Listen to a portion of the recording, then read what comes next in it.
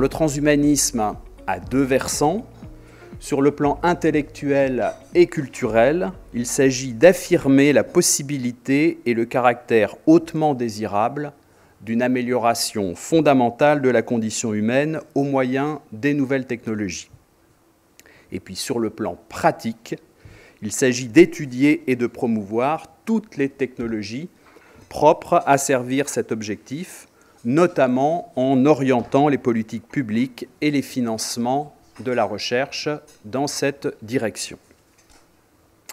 Alors, comme toute idéologie, tout projet, tout mouvement, le transhumanisme ne peut être appréhendé correctement sans être situé dans un contexte. Alors, le premier élément de contexte à prendre en compte est le stade de développement technologique auquel nous sommes parvenus. Olivier Dard et Alexandre Moatti, dans leur étude sur les origines du mot transhumanisme, parue dans la revue Futurible, ont montré que le mot fut employé dès la fin des années 1930 par l'ingénieur polytechnicien Jean Coutreau, avant d'être repris après la Seconde Guerre mondiale, aussi bien par Teilhard de Chardin que Julian Huxley.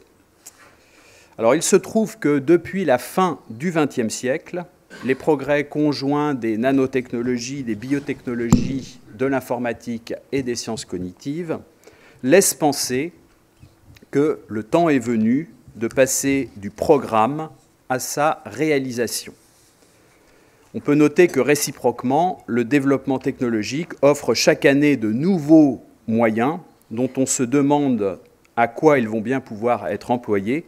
Et de ce point de vue, le transhumanisme s'offre comme un débouché bienvenu, un gigantesque gisement d'innovation commercialisable. Et donc là, si vous voulez, nous sommes arrivés à un moment où il y a une sorte de rencontre entre un programme qui est quand même relativement ancien et puis, d'autre part, des technologies qui arrivent à une certaine maturité et qui donnent un semblant de crédibilité à la réalisation du programme.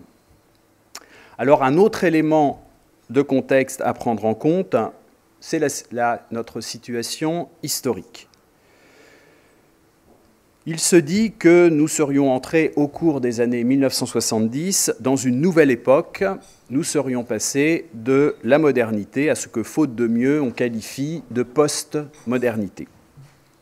Cette notion a connu une rapide fortune, et pour comprendre de quoi il retourne, il est toujours bon de se reporter à l'ouvrage de Jean-François Lyotard paru en 1979 et intitulé précisément « La condition postmoderne ». Selon Lyotard, l'élément le plus déterminant dans le passage de la modernité à la postmodernité est un changement de rapport à la science. Schématiquement, selon Lyotard, deux grands récits ont porté le développement de la science et des technologies au cours des derniers siècles. Le premier de ces grands récits, marié à des aspirations politiques, est le récit de l'émancipation. En dissipant les superstitions et en dévoilant le monde dans sa vérité, la science moderne devait permettre aux hommes de se libérer de leurs anciennes tutelles, de prendre leur destin en main, d'accéder à l'autonomie et de soulager leur peine en transformant le monde à leur gré. Le second grand récit, qui a présidé à l'essor et à la réussite extraordinaire de l'université allemande au XIXe siècle, est le récit spéculatif, c'est-à-dire la science conçue comme accomplissement de la vie de l'esprit, réalisation de l'esprit universel. Schématiquement, on pourrait dire que le premier grand récit est plutôt d'obédience française, alors que le second serait plutôt d'obédience allemande. Il se trouve que le XXe siècle a mis à mal ces deux grands récits porteurs du développement scientifique. L'événement, en effet, a montré que la science peut aussi bien servir à l'asservissement de l'homme qu'à son émancipation, aussi bien menacer l'être humain que lui venir en aide, et n'offre aucune garantie contre la nuit de l'esprit. Dans un article intitulé « The Future of Humanity », Nick Bostrom, un des piliers donc, du transhumanisme, présente 4 types de scénarios possibles pour le futur de l'humanité. Première possibilité, l'extinction. Deuxième possibilité, un état oscillatoire, c'est-à-dire qu'une période de développement s'achève par un effondrement, suivi d'une nouvelle période de développement, et ainsi de suite. Troisième possibilité, l'atteinte d'un état stable. Quatrième et dernière possibilité, le passage de l'humanité à une post-humanité. Et Bostrom, dans son article, estime que plus on élargit la perspective temporelle, moins les deuxième et troisième scénarios sont probables. Ne reste donc que le premier et le quatrième, c'est-à-dire l'extinction ou la post-humanité. Et vous voyez bien ici que dans les propos même de ce ponte du transhumanisme qu'est Bostrom, le transhumanisme apparaît moins comme la promesse d'un accomplissement merveilleux pour l'être humain que comme une façon pour lui d'échapper à l'extinction.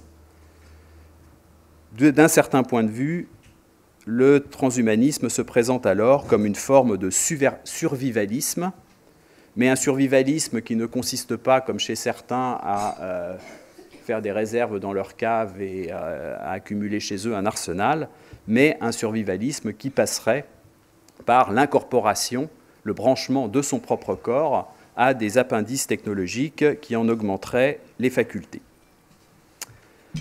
Alors si je quitte maintenant les considérations contextuelles afin d'évoquer concrètement ce à quoi un transhumanisme réellement existant pourrait ressembler, qu'est-ce que l'on constate?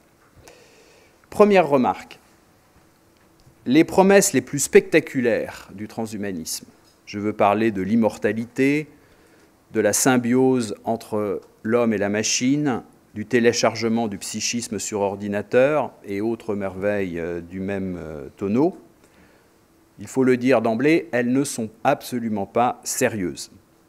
Elles résultent pour l'essentiel d'une transposition à l'emporte-pièce de la pensée informatique et de la logique de l'ingénieur sur le vivant.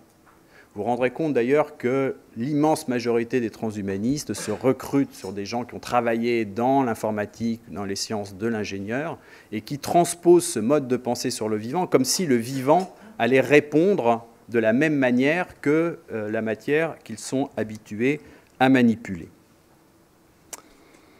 Mais le vivant ne se laisse pas dominer de la sorte, et les biologistes, de ce point de vue-là, se montrent beaucoup plus prudents.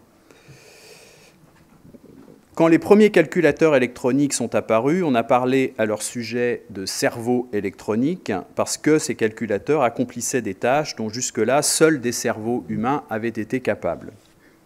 Aujourd'hui, la métaphore s'est retournée. Les transhumanistes conçoivent le cerveau comme un ordinateur fait de chair. Et là, d'ailleurs, on voit à quel point ils sont assez faibles en biologie, puisque le cerveau n'est pas fait de chair, mais enfin, passons. Mais ils considèrent, si vous voulez, le cerveau comme une forme d'ordinateur composé de matière organique, mais de là l'idée qu'on pourrait l'upgrader par des implants de la même manière qu'on augmente les performances d'un ordinateur en lui ajoutant des composants. Mais c'est là confondre la métaphore avec la réalité, et le téléchargement du psychisme sur ordinateur, par exemple, n'a aucun sens pour un véritable spécialiste. Il est vrai que certains, malgré tout, et cela encore une fois doit nous donner à réfléchir, songent à assurer leurs arrières.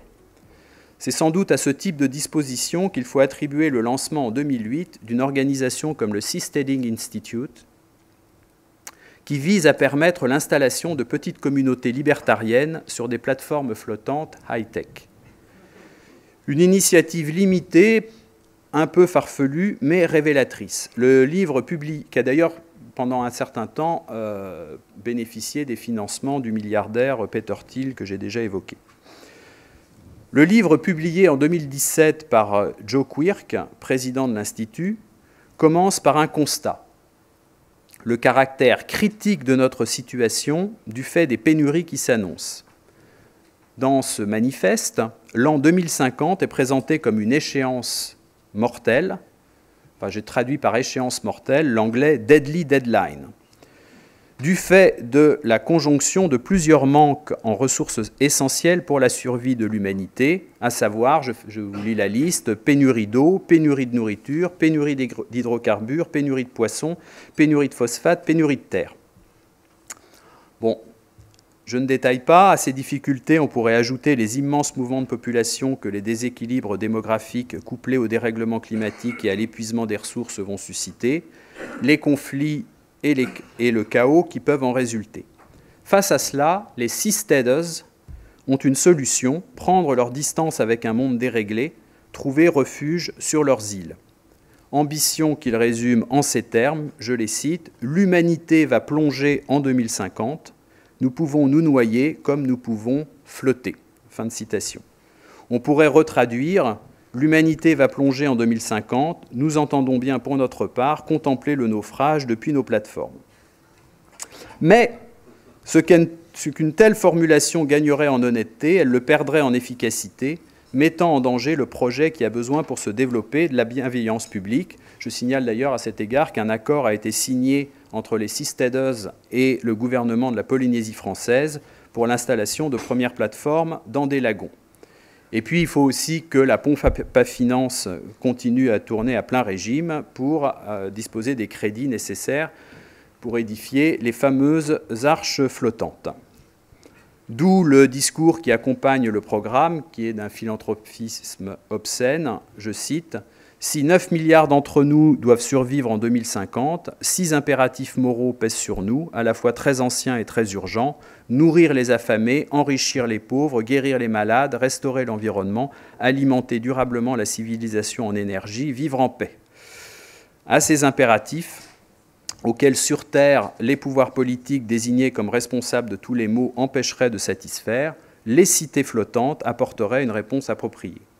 Alors on voit bien que la disproportion entre les problèmes gigantesques qui s'amoncellent et l'irréalisme de la solution proposée, tant dans ses dimensions que dans sa teneur, ne laisse place qu'à deux possibilités. Les seasteaders sont soit particulièrement cyniques, soit particulièrement nigauds, et sans doute les deux à la fois. Certains Californiens, je le signale, enrichis par les nouvelles technologies, se montrent plus raisonnables, qui préfèrent acheter des terres au Chili, situées en zone tempérée et protégées du magma humain à l'ouest par un océan vide, à l'est par la cordillère des Andes. On a noté également des achats en Nouvelle-Zélande, mais il se trouve que les événements récents ont montré que même la Nouvelle-Zélande n'est pas à l'abri des malheurs du monde.